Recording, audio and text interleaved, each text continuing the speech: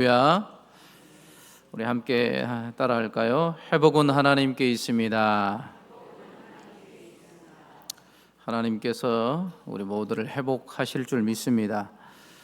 오늘 본문의 말씀에 엘가나라는 사람이 나옵니다. 그 엘가나에게 두 아내가 나오고 있죠. 우리가 너무너무 잘 알고 있습니다. 두 아내는 한나와 분인나였습니다. 두 아내가 이제 차이점이 있습니다. 분인나는 자식이 있고 한나는 자식이 없었습니다. 이 분인나를 쭉 살펴보면 아마 아들, 딸들이 상당히 많았을 것이다. 그렇게 우리가 추측해 볼 수 있습니다. 분인나는 항상 임신을 했고 자녀들을 많이 낳았습니다. 그런 반면에 한나는 자녀를 낳지 못했는데요. 근데 성경에서는 뭐라고 얘기하냐면 하나님께서 5절에 보면 그러나 여호와께서 그에게 임신하지 못하게 하셨다. 하나님께서 태의 문을 닫으셨어요. 그러나 분인나는 태의 문을 여셔서 자녀들이 많았습니다. 근데 문제는 이 분인나가 자식이 없는 한나를 상당히 많이 괴롭게 한 것 같습니다. 분인나는 왜 그러면 한나를 괴롭게 했느냐? 5절에도 또 보시면 이는 그를 사랑함이라.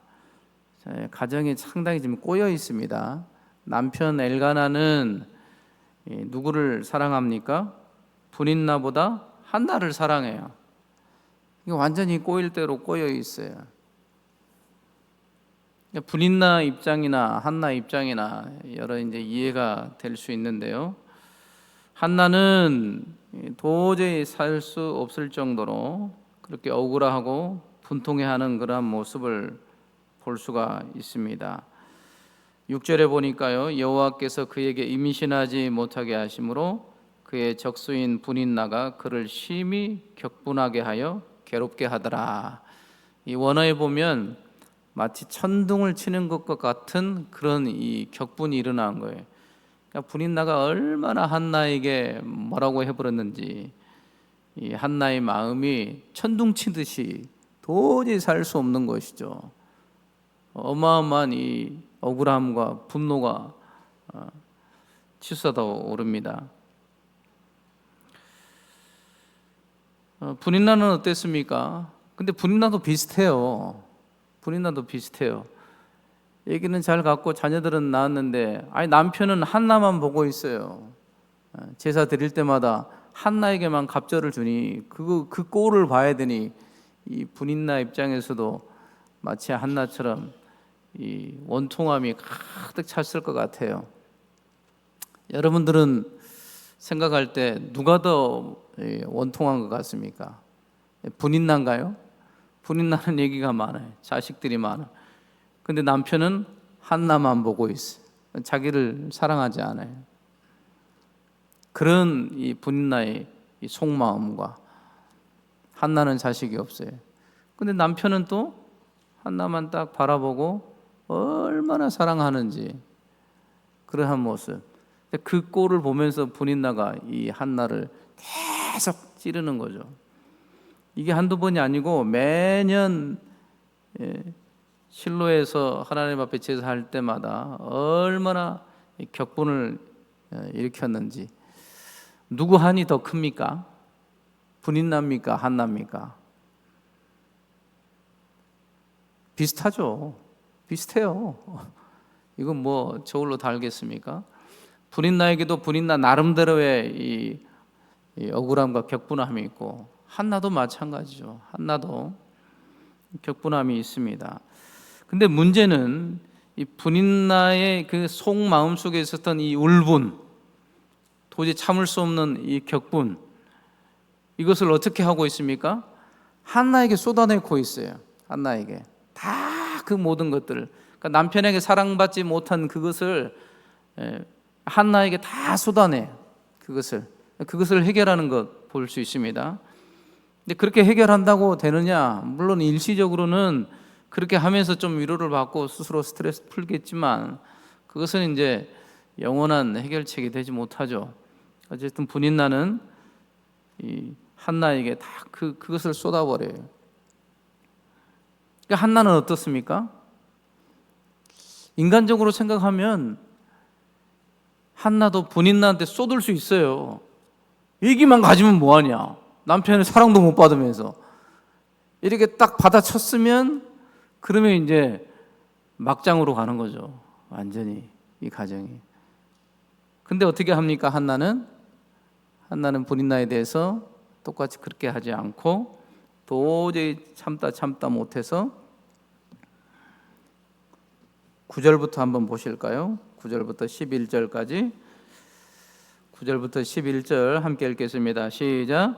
그들이 실로에서 먹고 마신 후에 한나가 일어나니 그때 제사장 엘리는 여호와의 전 문설주 곁 의자에 앉아 있었더라. 한나가 마음이 괴로워서 여호와께 기도하고 통곡하며 소원하여 이르되 만군의 여호와여, 만일 주의 여종의 고통을 돌보시고 나를 기억하사 주의 여종을 잊지 아니하시고 주의 여종에게 아들을 주시면 내가 그의 평생에 그를 여호와께 드리고 삭도를 그의 머리에 대지 아니하겠나이다. 아멘. 한나가 가졌던 그 어마어마한 한을 어떻게 해결하고 있습니까? 하나님 앞에 해결하고 있어요. 이게 중요한 겁니다, 사실은. 분인나도 그런 비슷한 한이 있었지만 만약에 똑같이 하나님 앞에 나와서 기도했다면 달라질 수 있었을 겁니다. 그러나 분인나는 사람인 한나에게만 쏟아내버렸어요. 그것을 하나님께 가지고 오지 못했어요. 비슷한 문제가 있습니다. 그런데 어떤 사람은 그 문제를 놓고 사람을 찾아다니고 노력을 강구하고 방법을 찾아다닙니다. 물론 해결이 됩니다, 어느 정도는. 그러나 오늘 성경에서 말하는 것은 그렇게 하지 말라는 겁니다. 하나님을 찾으라는 것입니다. 회복이 하나님께 있음을 믿습니까? 아멘. 만약 이 한나에게도 그런 이 괴로움과 이 분통함이 없었으면 굳이 하나님을 찾지 않았겠죠.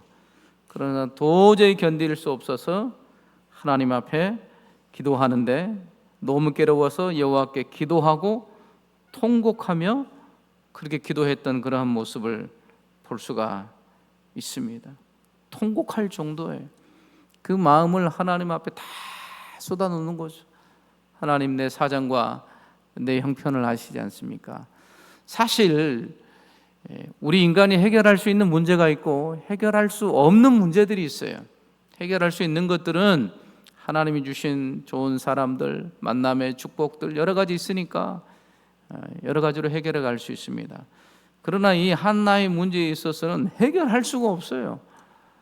임신하지 못하는 걸 누구를 찾겠습니까? 이 당시 때는 시험관 뭐가 있겠습니까? 아무것도 없는 거죠.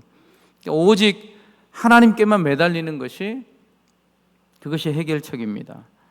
그래서 한나가 간절히 하나님 앞에 울고 통곡하며 기도하는데 얼마나 그 마음이 절박했냐면 서원 기도까지 해요. 서원 기도는 쉽게 하지 않습니다. 정말 최후의 보루로서 하나님 앞에 간절히 소원함으로 주님 앞에 나아가는데 한나가 그렇게 서원하여 기도합니다. 아들을 주시면 그 아들을 평생 제가 바치겠습니다. 나시린으로 바치겠다라는 것. 그만큼 이 한나의 이 마음과 이 괴로움이 얼마나 극에 달했는지를 알 수가 있습니다. 하나님께서는요, 때로는 우리를 그런 상황으로 몰고 가실 때가 있어요. 그건 뭐냐면 기도하라는 거예요. 하나님을 찾으라는 거예요. 살 길이 하나님밖에 없고 회복할 수 있는 길이 하나님께밖에 없음을 가르쳐 주는 거예요. 하나님께서 사인을 주시는 겁니다. 왜 이 길이 막히지? 왜 이렇게 어렵지? 왜 이렇게 답답하지? 도저히 풀리지 않을 것 같아요. 근데 계속 하나님께서 몰아가시는 거예요. 그때 우리는 생각해야 됩니다. 내가 해결할 수 있는 그런 방법을 쓰는 것이 아니라 하나님께 나와야겠구나. 우리 한번 따라하겠습니다. 하나님께 나아갑시다. 하나님께서 그것을 기다리고 있는 거예요. 사실은 하나님께서 이런 어려움을 주면서 한나로 하여금 기도할 수밖에 없도록, 특별히 서원까지 하면서 기도할 수밖에 없도록 하나님께서 몰아가시는 거예요. 왜냐하면 이 사무엘상 전반적으로 살펴보면 나중에 이제 사무엘이 태어나고 하나님은 그 사무엘을 통하여서 무너진 이 이스라엘을 회복시키는 지도자로 세우는 거예요. 그러니까 하나님께서는 이걸 원하신 거예요. 그것을 원하셔서 한 여인인 이 한나의 마음이 괴롭도록 하나님 내버려 두는 거예요. 더 어렵도록 내버려 두는 거죠. 기도할 수밖에 없도록 그렇게 기다리셨다가 하나님께서는 그 기도를 받으시고 하나님의 뜻을 이루어 가신 것을 볼 수가 있습니다. 우리에게도 동일합니다. 만약 여러분들이 풀 수 없는 그러한 문제들과 어려움들이 있다면 그때가 바로 하나님께 기도할 때입니다.